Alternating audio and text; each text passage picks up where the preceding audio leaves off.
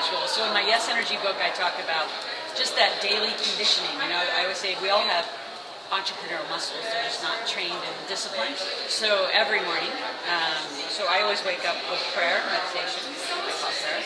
So I really get intentional about my day, my spiritual journey, so I'm grounded. I go to the gym before my kids get up, and then I do my kids. You know, so I'm with my family in the morning because my kids don't go to school till late. So I do God, I do my health, and I do my family before anything. How many hours do you sleep? A lot of sleeping. I think sleeping is the greatest restoration. So I go to bed with my kids pretty early, and then I get up early. And you have to do that. And I think so many people don't do that. And what it also does, because I'm the businessman, is it sets your intention to be disciplined throughout the day. Versus a lot of people don't do those things on a regular basis. It's not a ritual for them. And so then there's no rituals in their business. So I kind of, it all goes together. Like you don't have one area that like really fixed and the other screwed up. Like it's either all screwed up, which is not really true either. I mean, it's just you either love rituals and discipline and consistency or you don't. That's really what gets you success. Any role models or have you had any role models that helped you in your success? Since I was 17, I would say that everyone out there listening, you need a coach. You need 1, 2, or 3, maybe even 4 coaches, and you need them every year. So I pick people every year that I work with as a mentor, which I would say kind of mentors are more role models because they have the result you want in some area. So I'm doing a lot of really different international high-level venture capital. Those are my guys right now.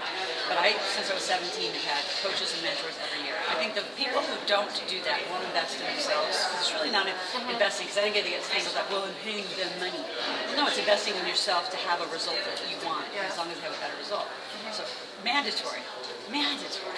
Yeah. What was the best thing you ever done to 10 times your income? Well, I worked with Bob Proctor probably for the longest. I worked with him a lot. And a lot of my business, so then he became a business partner. And so J. Conrad Levinson, who wrote Guerrilla Marketing, I wrote Guerrilla Wealth with him, publishing a book with McGraw-Hill, Millionaire Maker, which is still just a world-class book. So for me, it was doing things to say yes, figure out how. It was the say yes moments when I had no clue how I was going to get it done. Or the big 10 times. Like I remember Bob and I one time did a huge workshop, and he said, let's make $1 million today. And I was just like, $1 million? Like I'd never done that in a day. And I'm like, you're out of your flipping mind. And he's like, no, you're going to get it in a better mindset. He said, so here's what we're going to do. We're going to work with 10 people for as long as it takes to make them a millionaire, and we're going to charge them $100,000. And we did.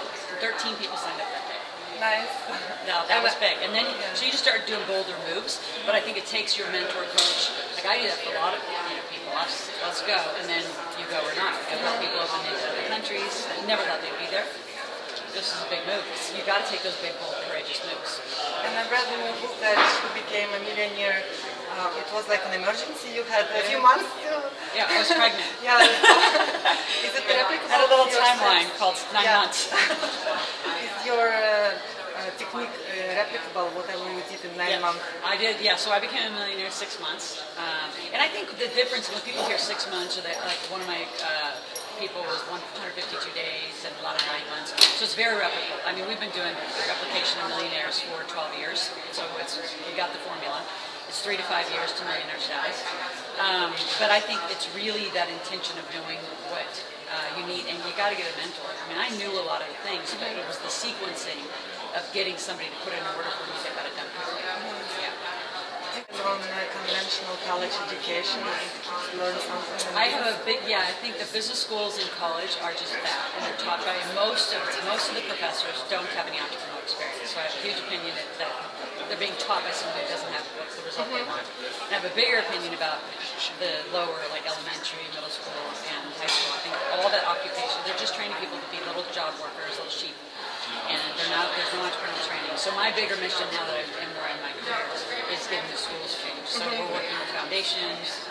The African schools are very keen to bring our work in, so it's good. How important is success to you? Just having a complete life of choice. You're going to do what you want because you want. And yes, money's a part of that, the health's a part of that, amazing relationships, skiing anywhere in the world is a part of that.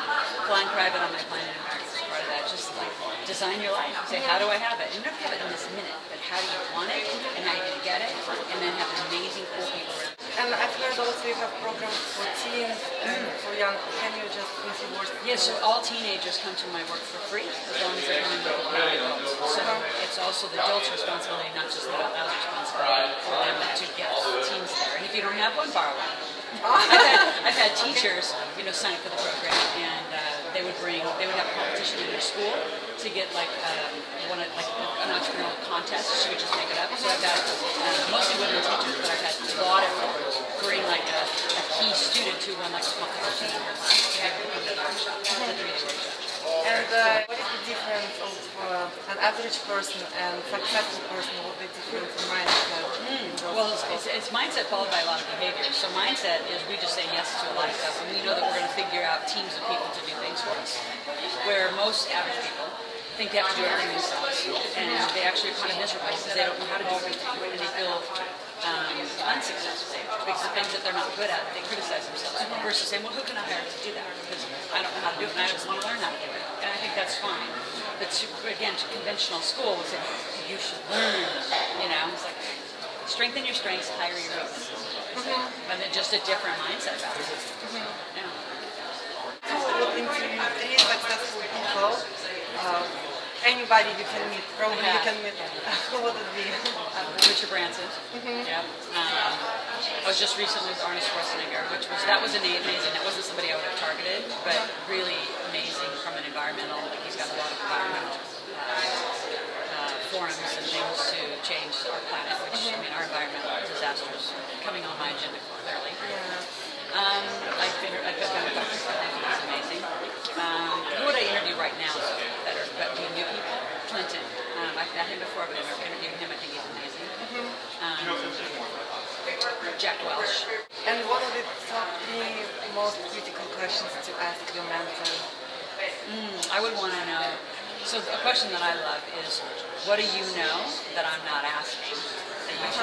That I should be asking. Like, what is it that you know about being successful that I'm not asking? So I want to know their kind of hidden corners. Okay. But you have to ask for them because they're usually pretty well scripted. I want to know their toughest obstacle. I think that's always an interesting one to see how people jump through obstacles. And I want to know their biggest dream. Kind of be 3 off the top of my head. Perhaps much more. Did you have some kind of really bad experience that turned out to be a blessing? Yeah, marriage. I got an amazing daughter. It was an amazing divorce, which was not fun to go through. But that relationship created the most amazing little daughter that I have. So I have 2 kids. I have a 13-year-old and a 6-year-old, and they're superstars. They are. And I love when you say, a man is not a plan. They're helpful, but not a money fly.